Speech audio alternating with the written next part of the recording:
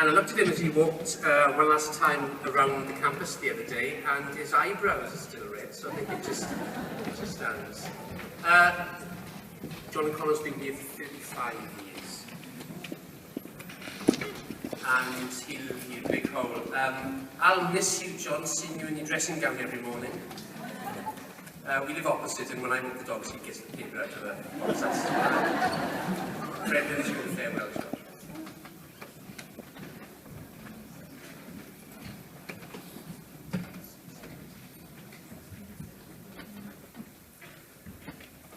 Thanks, Roger. Colleagues, I have a letter here dated 28th of October 1980. Mr. J. O'Connor, 441 Union Street, Waihi. Dear Mr. O'Connor, I'm pleased to advise that my recommendation to the Board of Governors of your appointment to the staff of the school has been confirmed. This appointment is for 1981. It will be in the senior school and is to take place as from the commencement of Term 1 on Friday the 30th of January 1981. Your grading will be Step 8. I might be mentioning the next bit, John, with a salary of $15,022. I hope that's gone up, mate. Salaries are reviewed in February of each year, so that was good news at least. It goes on. Your responsibilities will be as follows: to be Form Master to Form 5, to teach chemistry to Form 6, science to Form 6, science to Form 5, Form 4, Form 3, to team teach, team teaching, a bit of collaboration there, it happened back in 81, to team teach intermediate science and take over all responsibility for the development of that program. Work with Mr. Finlay on sports afternoon once a week, an area decided by mutual agreement. While Mr. David McClements will be the head of science, you will be expected to develop the chemistry program in the senior school and to prepare thoroughly for the introduction of that subject at 7th form level in 1982. It goes on. I'm so grateful, John, that Claudia Wysocki, whose signature is on the bottom of this letter, made that appointment. It's interesting though, mate, I guess you've been here since then, and to me, that means that you probably never had to do a CV, which is one of the great blessings, because this was John's original letter of application. This was it. This was the CV, handwritten, 2 pages, and it's wonderful in its brevity and its clarity. So, it really is my privilege to be farewelling a genuine Christian legend. We often use that term too lightly, I think, but John is certainly that. What was Kristin like back in 1981? I was doing Form 5, actually I started Form 5 in 1981, doing School C. It was a while ago. I remember Kristin from those times then. And over those 35 years, John's journey has been as a teacher, as a head of department, as a curriculum manager, as a sports coach, as a sports umpire or referee, also as a top sportsman. You may not know this about John, many of us old guys will, but many of the younger ones may not, that John was actually a leading cricketer in Auckland during the 80s, and much feared fast bowler. But it's important because this level of sporting success should not be overlooked. It shows a disciplined, determined, skilled and committed man.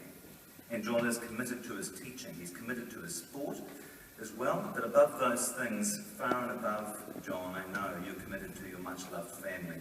His family, Lynn, and we welcome you here today, Shobhan, Kieran and Aidan. I've only known Aidan, John, but I know you're proud of all of them, as you should be. Aidan, the one I do know, and I know him well, is a fine young man. He shares your strong service ethic, your values, your care about the people who you work with. He'll do anything for them, and I know he's learned it all from his father, whom he greatly admires. John's had many successes. I've been particularly grateful for the first one, which is consistent academic excellence. John gets results. He doesn't mind, he's not fazed by the scrutiny of external examinations. Loves it, bring it on. Okay? The challenge of every student gaining real, tangible success is what he has done day in, day out in these classrooms for 35 years. He's had many other successes. John battles for his people. You'd be amazed to know how many behind-the-scenes John's had, conversations John's had that resulted in better conditions for the people who work with him. He's incredibly loyal. He's unafraid, completely unafraid of knocking on any principal's door to tell them the impact of their latest crazy idea on the workload of his colleagues. You knocked on my door a few times, John, and while I didn't always enjoy the message, I can tell you I've always greatly respected the bloke who was prepared to bring it. And I'm grateful for your advocacy for your teams. One of the other great successes that John has brought to Kristin is what I call sporting respectability. Now, you have to remember that when John started at Kristin in 1981, we were probably okay at elastics and rounders, but not much else, okay?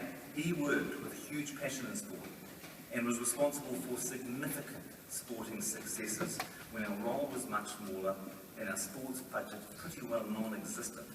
He didn't ask for heaps of KUs, he saw this as part of his job. Many a time, John has stepped in when some flash paid coaches let us down. Now I speak from experience, John, and I thank you for that work you did with Nathaniel many years ago. John doesn't give up on our kids, he cares about each one of them. You see, because John doesn't mind hard work. He knows that more than anything else, this is what is required for success. So John has given great things to the school, he's given much to us, and we all have our own memories of him. And I know just looking at now, you will reflect on that, many of you from years ago or more recently. I remember lots of things about John. I remember popping into his classroom. He always knew where to go on the tours. You know, he'd pop in here, you'd always get a good science lesson going into chemistry. When John was there, he's some good, excellent experimental science. It's always a good popular one with me, John, so thank you for that. Umpiring on Saturday. You know, cricket's a long game. It goes all day on Saturday. And John, for years and years and years, has been out there umpiring our teams all day on the Saturday, giving up his weekend and his time for our students. Pushing students in class. John, I know you've never given up on anyone. You don't accept poor work. And very grateful for that, and I am too. One of my funniest, happiest memories of John actually wasn't a classroom one, it was actually a sporting one. We used to have a staff versus students cricket game many years ago. Maybe we should do it again. But remember one a few years ago, we had a particularly bolshy bunch of year 13 boys who were just convinced that this bunch of aging teachers were completely useless. And anyway, and I still remember the chap Bowen Maloney steaming in on this big run and placing the best of his deliveries on what he thought was the spot, and John promptly smacking him over square leg for 6. It was 2007, and the look on his face was just absolutely priceless. So that was wonderful. Then also John refereeing a second Saturday football game after the first one because the referee hadn't shown up, and so John just simply carried on refereeing. Didn't mind. Also remember John, gentle John, caring greatly for some troubled and sad students at a funeral just a few years ago, and I'll never forget you there, mate.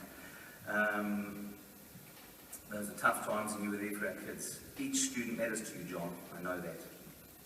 And I think, John, as you leave Kristin, you should remember, all of these things you've done here as like little trophies that you can put on your mantelpiece, and you should do this. You should think of those numbers, those huge number of sevens. Many years John reigned supreme in the number of sevens he'd get in his IB diploma across the school. Fantastic. All those students achieving highly because of you. Matches you've umpired, cricketers you've coached, students you've taught, 4,500 roughly worked out over all those years, all those students who've had a real difference made to them by you. And, I do believe, John, it's more blessed to give than to receive, and John, you've blessed us greatly. You've given. I appreciate that, we appreciate that, and all those students appreciate that. I was talking to one of John's former students recently. He said, Mr. O'Connor knew what I needed. He knew I was only doing chemistry because I had to do the science, but he didn't let me fail. He pushed me hard, and I'm glad he did. And I think, John, this has been one of your great gifts to us. Every student was pushed. Not just the ones who are good at chemistry, not just the ones who are easy to teach, the ones who love our subject, or the natural chemists, or the ones, who are going to go into science in the future. Every single one was pushed. No one escaped your concern. You pushed them all. And 35 years of Christian student, our families, John, mine included, are grateful for that. It's fashionable to talk about pedagogy as if good teaching is something new. Let me tell you now that I believe that the values you bring into the classroom as teachers are far more important than any of the latest skills. Because you have to actually care for the kids first. And unless you actually care for the kids, and every flash bit of jargon from that latest course at maybe 10 solutions will fall flat in its face. Take to your classroom firstly a belief that every student matters. And secondly, take to your classroom a commitment to do all you can to make every student succeed. Then good practice will naturally follow. Take into your classroom a John O'Connor type of determination, and you will be a great teacher. That I can guarantee. John, one of the things perhaps we have not always acknowledged is your loyalty to and pride in Kristin. They are core values, and you demonstrated them. You've stayed loyal to us, you've believed in the school, even when its direction or change is not necessarily something you always agreed with. You didn't let this detract from your commitment to your students. John, I'm not sure of all your plans, mate, but I do know that you'll be spending time with family, and I do know you'll be spending some time travelling. Both things we all long to do much more of. You deserve this, John. You and Lynn deserve much time together, enjoying the chance to see more of the world and to catch up with that precious, special family of yours. So as you go, John, know that you've done a great job here. You've given students a method for success, not only in chemistry and science, but also in any future endeavours they will undertake. Hard work, discipline, determination, and a refusal to give up. You've lived these values in this place for 35 years, my friend, and we are deeply grateful. Thank you, good and faithful teacher. You're a credit to your profession.